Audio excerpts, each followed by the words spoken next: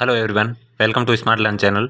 आज की इस वीडियो में हम बात करने वाले हैं 5 यूनिट ईसीसीई के मुद्दे एवं दिशा निर्देश। क्या क्या मुद्दे हैं, क्या क्या दिशा निर्देश हैं, वो देखने वाले हैं। प्रारंभिक बाल्यावस्था ऐसी महत्वपूर्ण अवधि है। इससे पहले अगर आपने सीरीज वाइज वीडियो चल रहे हैं वो नहीं देखे हैं तो जाके पहले उन्हें देखें, फिर इसको देख लेना। सारी सीरीज पढ़ लेना। ये आपकी DSSB NTT PRT दोनों में काम आने वाली है पार्ट बी के लिए। प्रारंभिक बाल्यावस्था ऐसी महत्वपूर्ण अवधि है जो बाद के अधिगम और विकास के लिए आधार तैयार करती है, नींव तैयार करती है। जैसे कि हम मकान बनाते हैं, उससे पहले नींव को अच्छी तरह से तैयार करते हैं, उसी तरह जीवन की प्रारंभिक बाल्यावस्था नींव तैयार करती है। इस अवधि में दिए गए अनुभव और अवसर बच्चे के विकास के मानसिक, विशेष रूप से मस्तिष्क के विकास को भी प्रभावित करते हैं। इसीलिए गुणवत्तापूर्ण और समान मूलक प्रारंभिक देखभाल और शिक्षा की पहुंच सुनिश्चित करना अपरिहार्य है, जरूरी है, बहुत ही जरूरी है गुणवत्तापूर्ण और प्रारंभिक देखभाल करना।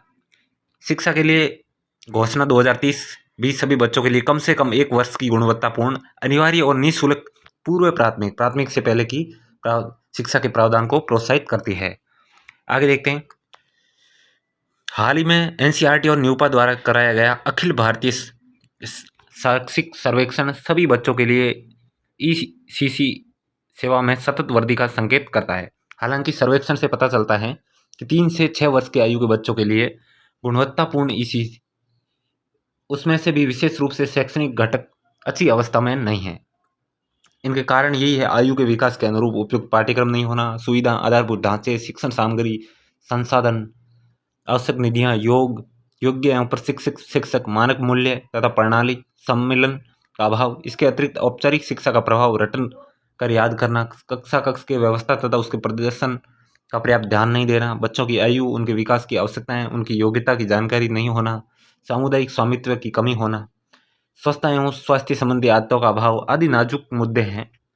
व्यक्तिगत व संस्थानिक और सरकारी स्तरों पर इन पर ध्यान देने और सुधार किए जाने की बहुत आवश्यकता है। आज हम पढ़ने वाले हैं आगे प्रारंभिक बाल्यावस्था की देखभाल और शिक्षा के क्या क्या मुद्दे हैं। यहाँ कुछ संवेदनशील मुद्दे ऐसे हैं जिन पर समुचित ढंग से ध्यान नहीं दिया गया है, ये देखेंगे। संभवतः इसके लिए हमें व्यक्तिगत और सरकारी दोनों स्तरों पर ECCE के गुणवत्ता के मानकों के साथ समझौता कर लिया है। इसीलिए ECCE कार्यक्रम के नियोजन, क्रियान्वयन तथा देखरेख की अवधि में इन्हें ध्यान में नहीं लाया जा रहा है। आइए इनमें कुछ मुद्दों को विस्तार से देखते हैं। प्रवेश की प्रक्रिया। ECC केंद्रों में प्रवेश प्रक्रिया का मुख्य रूप से प्रवेश की तिथि, प्रवेश की आयु तथा उचित प्रवेश प्रक्रिया में बहुत अधिक स्पष्ट व पारदर्शी नहीं है। स्पष्ट ना ही कहा गया है कि कब स्टार्ट होंगे, कितनी आयु है, उचित प्रवेश प्रक्रिया क्या है। यह भी देखा गया है कि पूर्व प्राथमिक विद्यालय में बच्चों का नामांकन विशेष रूप से महानगरों, अन्य बड़े शहरों में औपचारिक परीक्षण द्वारा किया जाता है, औपचारिक परीक्षण लिया जाता है। संभवतः पूर्व प्राथमिक विद्यालय में प्रवेश के लिए आवेदकों की एक बड़ी संख्या है, ऐसा कारण हो सकता है, हो रहा है। इस तरह का चलन बच्चों की अस्वीकृति को भी बढ़ावा देते हैं, जिसके लिए अल्पवयस्कता में उनके आत्मविश्वास और आत्मसम्मान को नष्ट भी करती है। प्रवेश नहीं मिलने पर आत्मसम्मान और आत्मविश्वास भी नष्ट होता है। आधारभूत ढांचा, सामग्री तथा कक्षा का वातावरण कैसा होना चाहिए। ECC केंद्रों में आयु और विकास के अनुरूप उपकरणों और खेल सामग्री का अभाव है।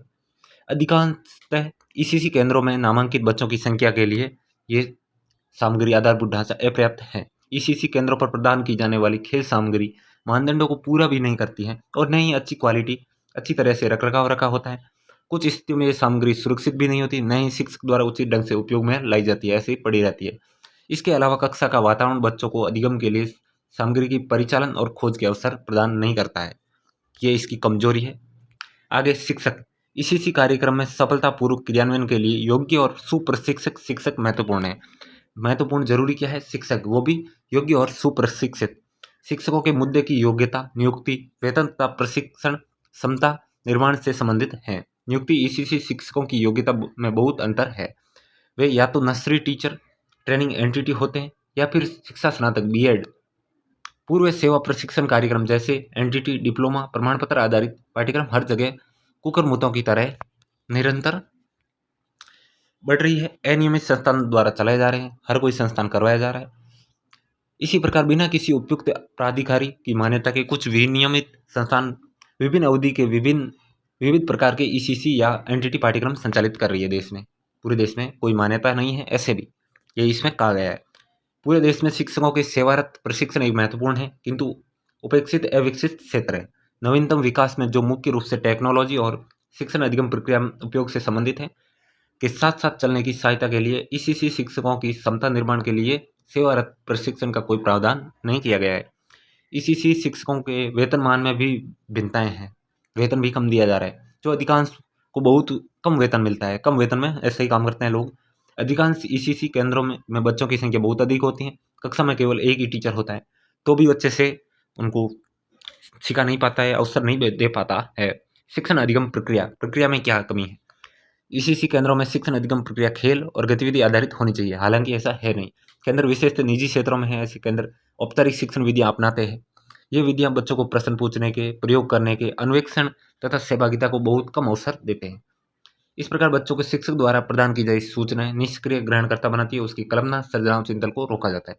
उनसे क्वेश्चन पूछे जाते हैं, रटवाए जाते हैं, तो वो तो ग्रहण करने ये निष्क्रिय श्रोता बनाती है, और कल्पना और क्रिएटिव चिंतन को रोका जा रहा है कि कहीं ना कहीं उनका क्रिएटिव माइंड दबा जा रहा है।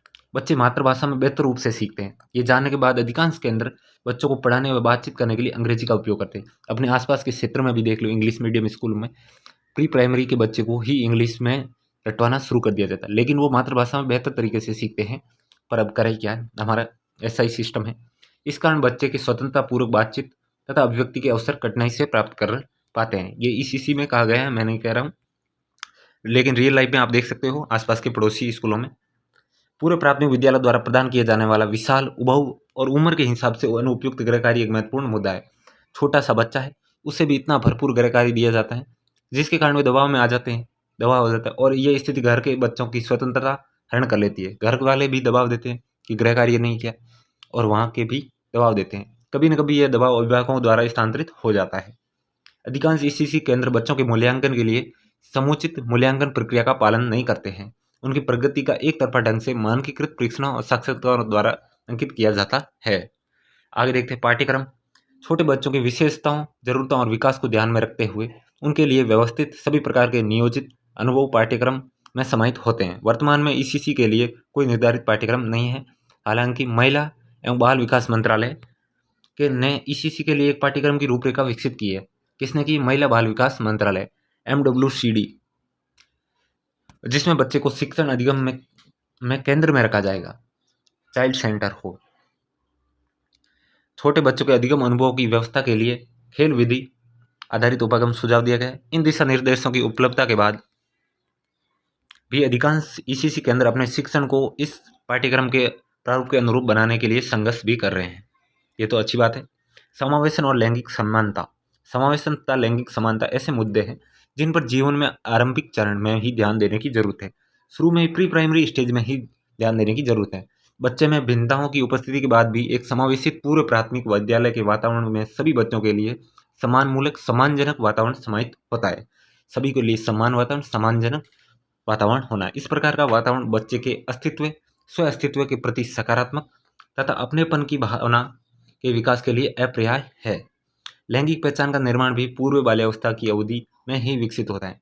लैंगिक पहचान का निर्माण पूर्व बाल्यावस्था में निर्माण होता है, ये आपको याद रखने योग्य बात है। इस अवधि के दौरान लिंग व समावेशन संबंधी मुद्दों को निपटाने के लिए प्राय शिक्षक न तो सचेत होते हैं और न ही प्रशिक्षित होते हैं इसके लिए कि संबंधी लैंगिक व समावेशन संबंधी मुद्दों को कैसे निपटाएं। सभी बच्चों के लिए सुलभ और सम्मानजनक वातावरण के निर्माण के लिए सरकारी तथा ईसीसी केंद्रों पर के स्तर पर ठोस प्रयास किए जाने की भी आवश्यकता है। आगे देखते हैं प्रशासनिक और प्रबंधकीय मुद्दे। पहला मुद्दा आता है निगरानी और पर्यवेक्षण। निगरानी एवं पर्यवेक्षण तंत्र ईसीसी केंद्र के प्रशासन और प्रबंधन का सबसे महत्वपूर्ण पक्ष है। हालांकि यह ईसीसी कार्यक्रम में सबसे कमजोर पहलों में से एक भी है। ईसीसी केंद्रों की गुणवत्ता को सुनिश्चित करने के लिए बड़े और छोटे दोनों स्तर पर कोई स्पष्ट निगरानी व पर्यवेक्षण तंत्र नहीं है। भागीदार जैसे कि शिक्षक, अभिभावक, नीति निर्माता, शैक्षिक नियोजक, प्रशासक आदि भी इस व्यवस्था और इसमें विभिन्न स्तरों पर अपनी भूमिका के प्रति जागरूक नहीं है। इसीलिए ईसीसी केंद्रों पर गुणवत्ता की प्रावधान में योगदान देने की सक्षम नहीं है। आगे देखते हैं नियामक ढांचा। मौजूदा ईसीसी केंद्रों की गुणवत्ता को सुनिश्चित करने और अनियमित ईसीसी केंद्रों की बाढ़ को रोकने के लिए जो ईसीसी की गुणवत्ता के न्यूनतम मानकों को पूरा नहीं करते, ये एक मजबूत नियामक ढांचा अनिवार्य है। हालांकि राष्ट्रीय स्तर पर, राज्य स्तर दोनों पर कोई सुपरिभाषित नियामक ढांचा उपलब्ध नहीं है। कुछ राज्यों में अपने राज्य स्तरीय नियामक ढांचा विकसित किया गया है, जो अन्य राज्यों के संदर्भ में लागू नहीं किया जा सकता। हालांकि जानना उत्सुकताजनक है, MWCD ने एक राष्ट्रीय ECC परिषद का गठन किया है। किसने किया? MWCD ने एक राष्ट्रीय परिषद का गठन किया है, जो क्रियाशील नहीं है लेकिन उचित दिशा में उठाया गया कदम है। सम्मेलन और समन्वय। सरकारों के बीच एक मजबूत और सुसंगत सम्मेलन समन्वय की कमी है, जिससे कि उनकी भूमिकाओं और उत्तरदायित्व के प्रति अनिश्चितता भी बढ़ती जा रही है। शिक्षा और देखभाल, स्वास्थ्य और सुरक्षा से जुड़ी बच्चों की आवश्यकता पर विभिन्न मंत्रालय और संस्थान भी इसी प्रकार से ध्यान देते हैं।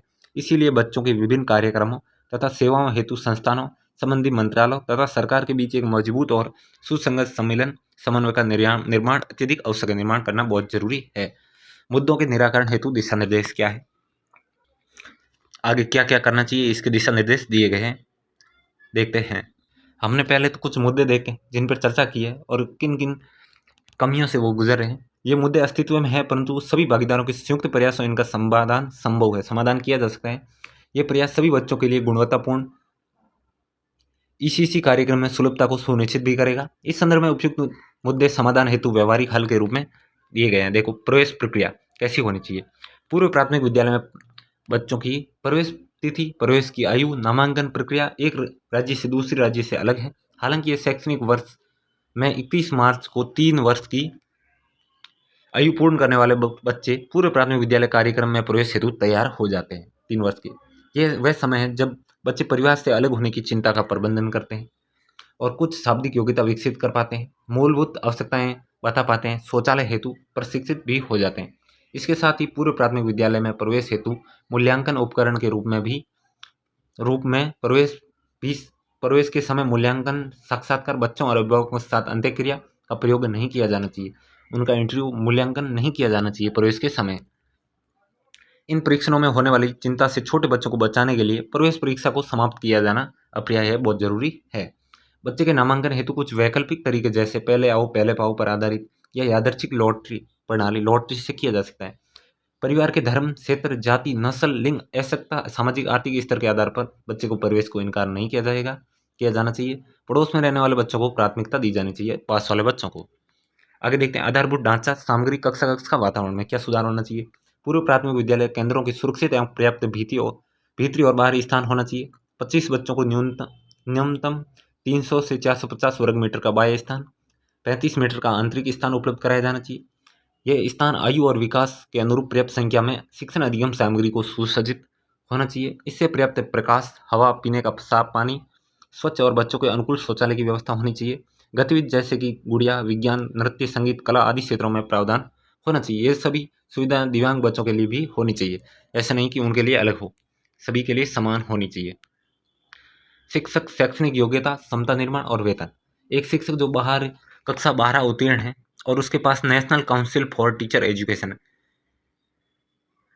NCT द्वारा मान्यता प्राप्त पूर्व प्राथमिक विद्यालय शिक्षा में 2 वर्षीय डिप्लोमा, इसी में अभी कहा गया है NIS में 2 वर्षीय डिप्लोमा है, और एक पूर्व प्राथमिक विद्यालय शिक्षक के रूप में नियुक्त किया जाना। राज्य शैक्षिक अनुसंधान एवं प्रशिक्षण परिषद SCRT तथा जिला शिक्षा व प्रशिक्षण संस्थानों डाइट को समस्त राज्य और केंद्र शासित प्रदेश क्षेत्रों में पूर्व सेवा व सेवारत शिक्षक प्रशिक्षण कार्यक्रम का आरंभ करना चाहिए, जिसका आरंभ किया जाना चाहिए। क्षमता के निर्माण के दौरान शिक्षकों को ECC से जुड़े नवीन घटनाक्रमों और पहलों की ओर उन्मुख किया जाना चाहिए।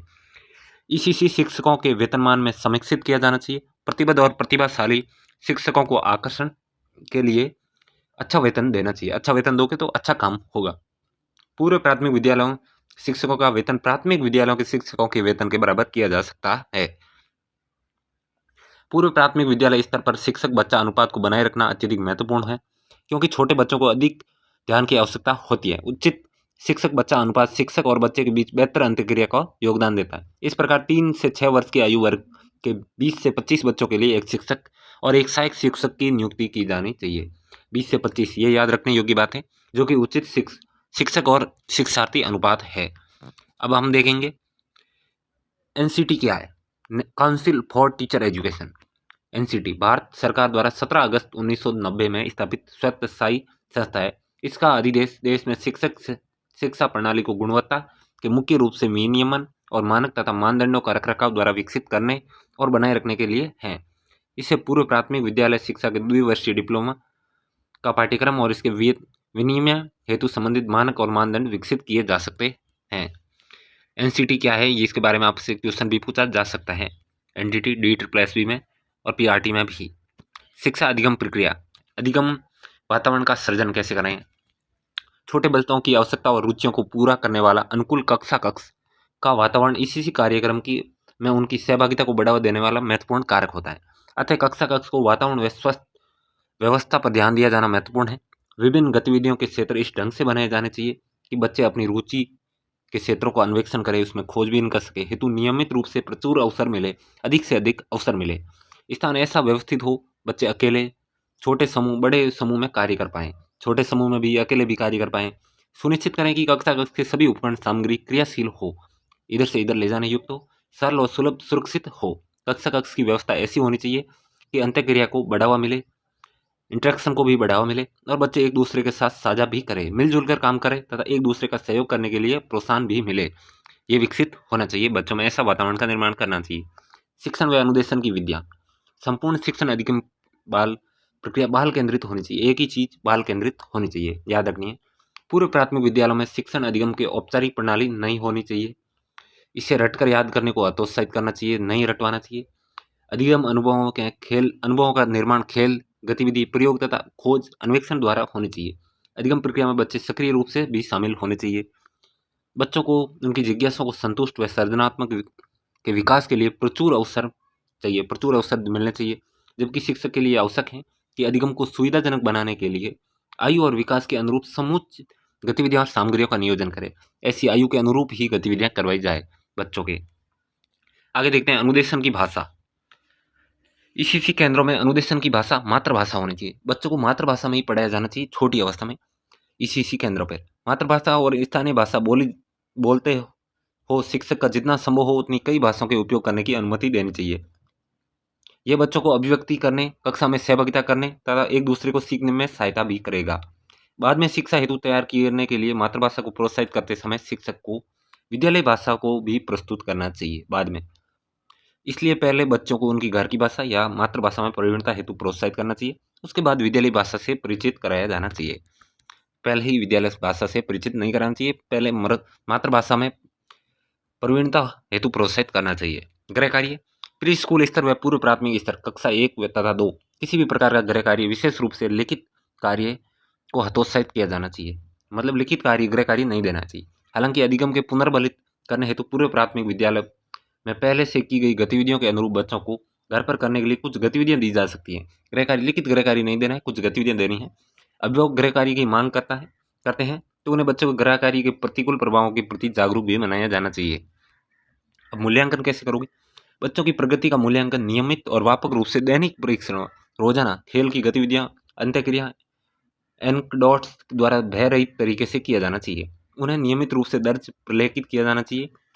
बच्चों को पुनर्बलन प्रदान करने तथा बेहतर विकास हेतु सक्षम बनाने के दृष्टिकोण के साथ मूल्यांकन निर्माणात्मक होना चाहिए। किसी भी बच्चे को कोई औपचारिक परीक्षा चाहे लिखित हो मौखिक हो नहीं लेनी चाहिए। बच्चों में असक्त विकासात्मक चुनौतियों की आरंभिक पहचान करने तथा पता लगाने के लिए मूल्यांकन का उपयोग किया जाएगा। पाठ्यक्रम कैसा होगा? पाठ्यक्रम ऐसा हो बच्चों की आयु और विकास के अनुरूप अधिगम अनुभव तथा अवसर प्रदान करे। आयु के अनुसार अधिगम का अनुभव प्रदान करे, अवसर भी प्रदान करे, जिससे वे स्वयं को तथा अपने पर्यावरण को भी समझ सके, आसपास के वातावरण को समझे, गुण दोष की दृष्टि से सोच सके, अपनी दिन प्रतिदिन की समस्याओं को हल कर सके। पाठ्यक्रम को खेल आधारित सतत अधिगम को सुनिश्चित करने वाला हो, अंत्यक्रिया हेतु अवसर प्रदान करने वाला हो, बच्चों की सहभागिता को सुनिश्चित करने वाला, स्थानीय सामग्री के उपयोग को प्रोत्साहित करने वाला, विकास के समस्त आयामों को समाहित करते हुए शिक्षण की व्यवस्था करने वाला होना चाहिए। इससे बच्चों को अनूठेपन, अनुभवों की विविधता तथा स्थानीय विशिष्ट संदर्भों का आदर भी करना चाहिए। पाठ्यक्रम में भौतिक व सामाजिक एवं सांस्कृतिक पर्यावरण के साथ अंत्यक्रिया और अन्वेषण के द्वारा मूर्त अनुभवों पर बल दिया जाना चाहिए। आगे देखते हैं समावेशन तथा लैंगिक समानता। समावेशन को प्रोत्साहित करने के लिए कक्षा कक्ष में विविधता का आदर करना चाहिए। विशिष्ट आवश्यकता वाले बच्चों की शिक्षा सुविधाजनक बनाने के लिए प्रयत्न किए जाने चाहिए। पूर्व प्राथमिक विद्यालय के वातावरण को आधारभूत ढांचे और शिक्षण अधिगम सामग्री के प्रबंध के संदर्भ में सुलभ बनाया जाना चाहिए। बच्चे के किसी विकासात्मक देरी का आरंभ में ही पता लगाया जाना चाहिए। अतः पूर्व प्राथमिक विद्यालय प्रशासन सभी बच्चों की शुरुआती विकास की जांच भी करवा सके, जिसके समय पर सहायता भी प्रदान की जा सके, किसी में कोई कमजोरी हो, किसी प्रकार की कोई समस्या हो तो। पूर्व प्राथमिक विद्यालय एक बेहतर स्थान हो सकता है जहां समावेशी लिंग संवेदी पाठ्यक्रम प्रदान करें। लैंगिक रूढ़िवादियों को तोड़ा जा सकता है। शिक्षक को बालक तथा बालिकाओं दोनों के से ही समान उपयुक्त अपेक्षाएं रखनी चाहिए। उन्हें अलग अलग अपेक्षाएं, जैसे कि बालिका है तो उससे कम अपेक्षा रखनी चाहिए, ऐसा बिल्कुल नहीं करना चाहिए। उन्हें बच्चों पर समान ध्यान देने और समान देना चाहिए। समान अवसरों को बढ़ावा देना चाहिए। खेल और अन्य गतिविधियों में लिंग अभिन्न से मुक्त, लिंग रूढ़िवादियों से भी मुक्त होना चाहिए। प्रशासनिक प्रबंधीय मुद्दे, निगरानी और पर्यवेक्षण। निगरानी एवं पर्यवेक्षण की ईसीसी से संबंधित मुद्दों की खोज और पहचानी गई समस्याओं के समाधान तैयार करने पर केंद्रित होना चाहिए। एक दृढ़ निगरानी तंत्र की सहायता से प्रारंभिक बाल्यावस्था शिक्षा के उद्देश्यों को काफी समय सीमा तक प्राप्त किया जा सकता है। जहाँ ईसीसी केंद्र औपचारिक विद्यालय से संबंध है, वहाँ केंद्रों के प्रमुख पर्यवेक्षकों, विद्यालय प्रबंधन समिति एसएमसी की भूमिका विशेष रूप से महत्वपूर्ण है। इसीलिए जमीनी स्तर पर परिवर्तन लाने के लिए राष्ट्रीय और राज्य स्तर पर निगरानी एवं पर्यवेक्षण की एक दृढ़ प्रणाली विकसित और क्रियान्वित की जानी चाहिए।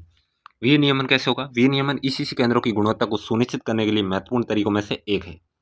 ईसीसी कार्यक्रम में शिक्षक प्रशिक्षण का संचालन करने वाले संस्थानों के लिए मानक नियामक तंत्र महत्वपूर्ण है। मानक के क्रियाकलापों की निगरानी हेतु समर्पित संस्था के निर्माण तथा मानकों के मान हेतु मूल्यांकन, उनके उपकरण के विकास द्वारा ऐसा किया जा सकता है। MWCD द्वारा गठित राष्ट्रीय ईसीसी परिषद को पूर्णतः कार्यात्मक बनाकर भी इसे बढ़ावा दिया जा सकता है। ये ध्यान देने योग्य है कि अधिगम मानकों तथा एक नियामक ढांचे के विकास एवं क्रियान्वयन का उत्तरदायित्व सरकार पर है। आगे समन्वय और सम्मिलन। सरकार बच्चों की विभिन्न आवश्यकताओं जैसे शिक्षा, स्वास्थ्य, पोषण, सुरक्षा, संरक्षण पर ध्यान देने के लिए विभिन्न कार्यक्रम, संस्थानों तथा संबंधित मंत्रालयों को एक मजबूत सुसंगत सम्मेलन के निर्माण का कार्य करना चाहिए। इस उद्देश्य के लिए विभिन्न संगठनों, मंत्रालयों में उनकी कार्य की प्रकृति के अनुरूप प्रशासनिक, स्वास्थ्य, क्षमता निर्माण और निगरानी पर्यवेक्षण संबंधी कार्यों के संदर्भ में समन्वय होना चाहिए। तो ये थी आपकी एक यूनिट और ये क्वेश्चन आप देख सकते हो। ये पीडीएफ आपको टेलीग्राम चैनल पे मिल जाएगी। टेलीग्राम चैनल का लिंक डिस्क्रिप्शन में जाके सब्सक्राइब कर देना। इस चैनल को भी सब्सक्राइब कर देना, स्मार्ट लर्न चैनल को। इस पर आपको सीटेट से रिलेटेड, DSSB एनटीटी PRT से रिलेटेड कौन सी बुक पढ़नी है, कैसे पढ़ना है, सारी डिटेल इसी पे देखने को मिलेगी। Like, share, subscribe.